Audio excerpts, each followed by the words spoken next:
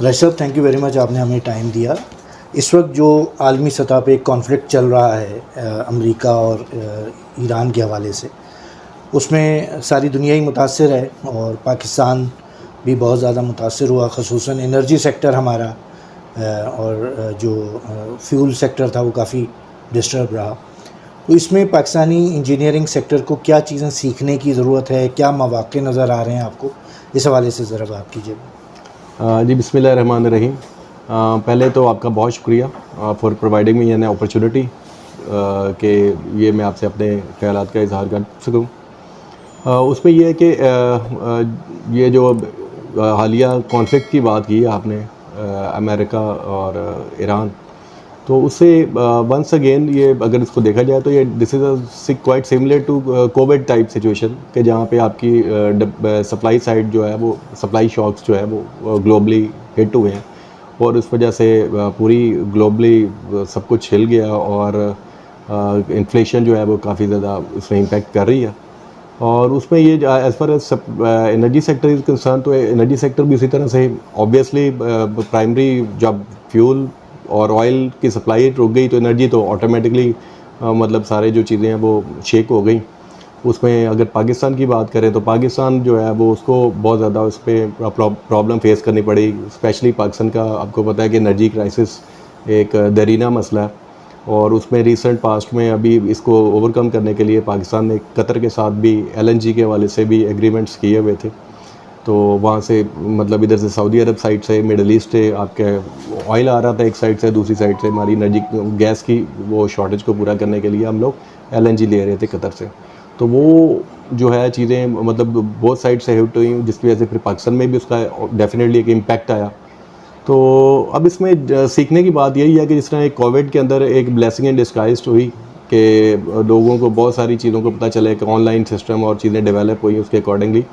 तो अब पाकिस्तान जैसी कंट्रीज़ के लिए भी यही है कि पाकिस्तान को टेक्नोलॉजी के ऊपर फोकस करना चाहिए और जो भी इमर्जिंग कॉन्सेप्ट्स हैं उसके ऊपर काम करना चाहिए ताकि लोकलाइजेशन ऑफ इंडस्ट्री हो सके।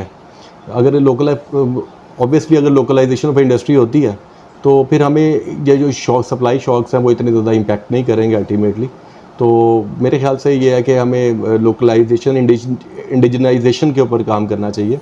अगर ये इस तरह की कोई पॉलिसीज़ हैं लाइक मतलब जैसे CPEC की अपॉर्चुनिटी है हमारे पास, तो हमें चाइनीज़ मतलब उनके साथ पार्टनर्स के साथ कोलैबोरेशन करके या और भी जो मतलब मे बी टर्की हो सकता है या कोई भी जो है मैन्युफैक्चरर है उनके साथ हमें यहाँ पे ट्रांसफ़र ऑफ टेक्नोलॉजी के ऊपर काम करना चाहिए। तो पाकिस्तान की हुकूमत की पॉलिसीज़ आपको इस तरफ कुछ नज़र आ रही हैं कि लोकलाइजेशन और ख़ास तौर पे इंडिजियस टेक्नोलॉजी की तरफ? जी एज़ फार एज़ गवर्नमेंट जब लास्ट जो गवर्नमेंट अभी फॉर्म हुई है तो उसको सबसे बड़ा आपको पता है कि क्राइसिस फेस कर रही थी। ये जो था आपका फाइनेंस साइड के ऊपर था, इंपोर्ट एक्सपोर्ट का बैलेंस था और कह रहे थे जी अभी मुल्क जो है वो डिफ़ॉल्ट कर जाएगा। तो उस वजह से एक फिर मतलब ज़रूरत महसूस हुई कि हम लोग जो हैं वो मतलब एक्सपोर्ट्स को किसी तरीके से गेयर अप किया जाए और लोकलाइजेशन और इंडस्ट्रियलाइजेशन या मतलब इंडिजनाइजेशन को एक कॉमन किया जाए। तो उस वक्त कोशिश भी की गवर्नमेंट ने अपने तौर पे एफर्ट की। मतलब उसका ये रिसेंट पास्ट में उसका प्रूफ ये है कि हमारी IT इंडस्ट्री जो कि पहले ही पिछले कुछ सालों से ग्रो कर रही है तो वो उसने मतलब एक बिग पकड़ी है और बेहतर हो रही है। लेकिन जो है अब अभी इन्होंने बहुत सारे डेलीगेशन वगैरह भी ग्लोबली इन्होंने अपने साथ मतलब उनको विज़िट वगैरह करवा रही है, कुछ इस तरह की पॉलिसीज़ हैं। But as ever once again मतलब बहुत चीज़ें करने की ज़रूरत है उसमें। लाइक हमारा चैम्बर्स हैं पाकिस्तान के नेशन वाइड जो भी है, तो उनको चैम्बर्स को मतलब जो है वो जो बिज़नेस ऑर्गेनाइजेशंस है उनको सपोर्ट करना चाहिए। SMEDA है और भी जो बिज़नेस की बॉडीज़ हैं, बहुत कुछ करने की ज़रूरत है। मतलब स्पेशली मतलब फाइनेंसेस के इश्यूज़ हैं उसके ऊपर गवर्नमेंट ने काम तो किया है लेकिन मतलब अभी भी बहुत कुछ इन अ सेंस है करने की ज़रूरत है कि बहुत सारी चीज़ों तक एक्सेस ही नहीं होती एक आम एंटरप्रेन्योर की। तो वो मतलब चाह के भी बहुत सारी ऐसी फैसिलिटीज़ जो मौजूद होती हैं वो कुछ कर नहीं पाता। तो ये थोड़ी सी इसके ऊपर मतलब फाइनेंस की और उसके बाद फिर इंटरनेशनल एक्सपोजर की और कोलैबोरेशंस के ऊपर काम करने की ज़रूरत है। अच्छा, आप खुद एनर्जी सेक्टर को सर्व कर रहे हैं, तो क्या मशवरा देंगे कि क्या किया जाए कि आपका जो एनर्जी कंज्यूम कर रहा है ये इंडस्ट्री, उसको क्या एनर्जी मिक्स इख्तियार करना चाहिए, क्या लेटेस्ट टेक्नोलॉजीज़ हैं, उसके ऊपर ज़रा बताइएगा। जी, जो आपको पता है कि renewables is doing a good job here in Pakistan. तो पिछले कोई 15-20 साल से पाकिस्तान ने रिन्यूएबल्स के ऊपर बहुत काम किया है। उसमें विंड के अंदर पाकिस्तान ने किया, इंसेंटिवाइज़ किया, सोलर को, ठीक है। तो अब मतलब लोग ऑब्वियसली जैसे जैसे कॉस्ट ऑफ प्रोडक्शन बढ़ रहे हैं, ठीक है, एनर्जी की प्राइसेस इंक्रीज़ हो रही हैं, तो एनर्जी मिक्स के ऊपर काम हो रहा है। तो उसमें ये है कि ऑब्वियसली सोलराइजेशन है और ये जो बैटरी बेस सिस्टम है, एनर्जी स्टोरेज सिस्टम आ गए हैं।